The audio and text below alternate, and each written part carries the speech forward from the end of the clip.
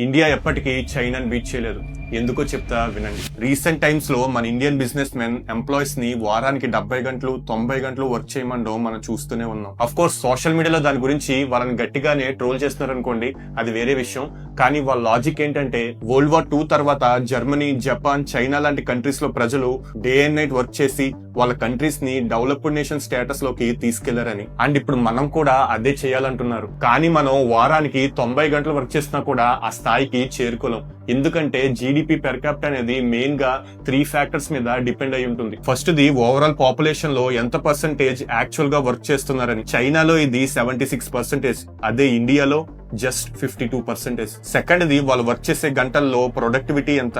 US లేదా European countries లో ఇది $70 to $75 per hour ఉన్నాయి. చైనాలో ఇది $15 per hour. కానీ ఇండియాలో మాత్రం ప్రపంచంలోనే లోయెస్ట్ లెవెల్స్ లో ఒకటి, just $8 per hour. And last the ఒక ఎంప్లాయీ ఎన్ని గంటలు పనిచేస్తాడు. ఇండియాలో ఇది ఆల్రెడీ ప్రపంచంలోనే వన్ ఆఫ్ ది హైయెస్ట్. ఇప్పుడు చూడండి, ఫస్ట్ ఫ్యాక్టర్ అయిన లేబర్ పార్టిసిపేషన్ ని పెంచడానికి education, vocational training, skill development లాంటి వాటి మీద ఫోకస్ చేయాలి. కానీ ఎవరు చేస్తారు? చూద్దాంలని వదిలేస్తారు. సెకండ్ ఫ్యాక్టర్ అయిన ప్రొడక్టివిటీ పెంచడానికి management, resources, technology and tools మీద ఖర్చు చేయాలి. కానీ అదెవరు చేస్తారు? మళ్ళీ చూద్దాంలని వదిలేస్తారు. సో ఇప్పుడు ఈజియెస్ట్ షార్ట్ కట్ ఏంటి?